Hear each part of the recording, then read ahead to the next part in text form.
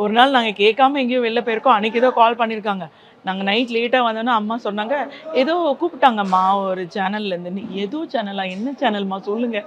அப்புறம் நான் அடுத்த நாள் ஆஃபீஸ் லீவ் போட்டுட்டு போனேன். அப்போ போகும்போது ஆடிஷன் எல்லாம் சொன்னது என்னென்னா, நீங்கள் ஒரு நியூஸ் படிக்கணும், படித்து காமிக்கணும். ஃபஸ்ட்டு ஆடிஷன் போகும்போது அந்த நம்ம நேம், ஃபோன் நம்பர் சொல்லிட்டு அப்படியே ஸ்க்ரால் பண்ணதை படிங்க. அதுவே ஒரு பெரிய எக்ஸ்பீரியன்ஸாக இருந்துச்சு. எங்கேயோ இருந்து சொல்கிறாங்க, நம்ம இங்கே உட்காந்துருக்கோம், நம்ம இதில் ப்ராம்ப்டர் இருக்குது அப்படின்னா, அப்படியே டக்குன்னு அங்கே திரும்பி பார்க்குறது அப்படிலாம் இருக்கும். சொல்லிவிட்டு நான் படிச்சுட்டு வந்துட்டேன். ஒரு ஒரு 1 மந்த் வந்து நீங்கள் ஒரு ட்ரைனிங் வரணும்னாங்க. ஐயோ, ட்ரைனிங் எல்லாம் போகிற அளவுக்கு நமக்கு டைம் இல்லை. மெட்டர்னிட்டி லீவ் தாண்டி ரெஸ்யூம் பண்ணியிருக்கோம் ஆஃபீஸ்க்குன்னு. ஐயோ முடியலையே நம்மளுக்கு கிடச்சி. ஆனால் எனக்கு என்னென்னா அவ்வளோ பேர் வந்து அதில் நம்ம செலக்ட் ஆகிருக்கணும்னு அப்பா நான் அப்படியே டேப் பண்ணிக்கிட்டேன். மேரேஜ் ஆகி 2 குழந்தை ஆகியும் நம்ம இன்னும் ஆன் ஸ்க்ரீனில் இருக்கோம் போல இருக்கு. ஏன்னா எல்லாருமே சொல்லுவாங்களே, எஸ்பெஷலி மீடியாவில் ஆஃப்டர் மேரேஜ் அதுவும் குழந்தைலாம் பிறந்ததுக்கப்புறம் ஆப்பர்ச்சுனிட்டிஸ் கம்மியாகும் தான் கேள்விப்பட்டிருக்கோம். ஃபர்ஸ்ட் டைம் வந்து அதுக்கப்புறம் தான் உங்களுக்கு லைஃப் எனக்கு எல்லாமே ஸ்டார்ட் ஆனது அதுக்கப்புறம் தான். After my daughters birth it started like this. Media career ஆரம்பமானது அது அந்த டைமில் தான் சொல்லலாம். நியூஸ் இது அப்படி ஆகிட்டு நான் அப்புறம் ஒரு 10 டேஸ் வேறு ஒரு பர்பஸ்க்கு லீவ் போட வேண்டியதாக இருந்துச்சு. ஸோ ஆஃபீஸில் அதை சொல்லிவிட்டு லீவ் போட்டுட்டு மத்தியான நியூஸ் போய் அப்சர்வ் பண்ணியிருந்து பார்த்து அது அவங்க நம்ம ஒரு ஐபால் ஒரு இடத்துல ஃபிக்ஸ் பண்ணிட்டு அப்படி படிக்கணும்ல.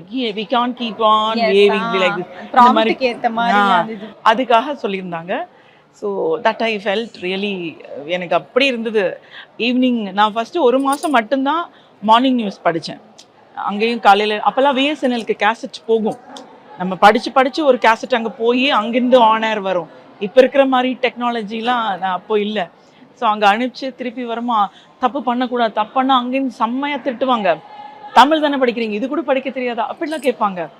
ஏன்னா எல்லோரும் இது ஒரு டீம் ஒர்க்கு. நம்ம ஏன்னா ஒரு டிரைவர் இந்த கேசட் எடுத்து விஎஸ்என்எல்ல போய் அதை கொடுக்கணும். போகிற வழியில் அவருக்கு ஏதாவது ஆச்சுன்னா டைம் ஆகும்.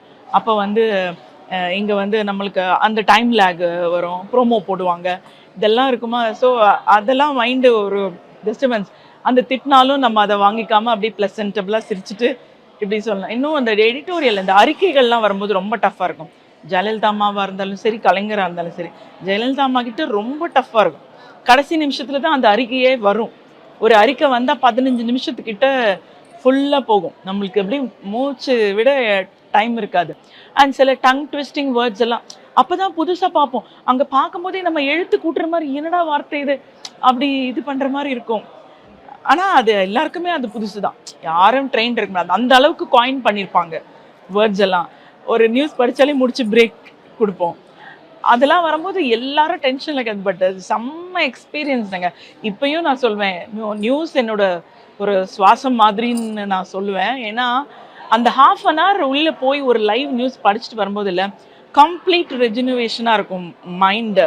அப்படி ரெஃப்ரெஷ்டாக இருக்கும். ஏன்னா நம்ம உள்ளே போகிற வரைக்கும் எவ்வளோ தாட்ஸில் போவோம். அங்கே போய் லைவில் உட்காரும்போது எல்லாம் மறந்துடும். அது ஞாபகம் இருந்தால் இங்கே எல்லாம் ஆன் ஏரில் மிஸ்டேக்ஸ் தப்பாக படிப்போம். அந்த மாதிரி இருக்கும். அதெல்லாம் வந்து ஊருக்கே நம்ம தான் வந்து நியூஸ் கொடுக்க போகிறோம். அந்த ப்ரைடு அதெல்லாம் ரொம்ப ஹாப்பி மூமெண்ட்ஸ். அது அந்த ஒரு மாதம் மட்டும் கிட்ட தான் நான் மார்னிங் நியூஸ் படித்தேன். நியூ கமர்ஸை மார்னிங், அப்புறம் ப்ரைம் டைம் கொஞ்சம் லேட்டாக தான் வரும். எனக்குலாம் ஃபஸ்ட்டு 1 மந்த்துக்கு அப்புறமே வந்து ஜெயாவில் ப்ரைம் டைம் கொடுத்துட்டாங்க. ரொம்ப ரொம்ப ஹாப்பி எனக்கு அது.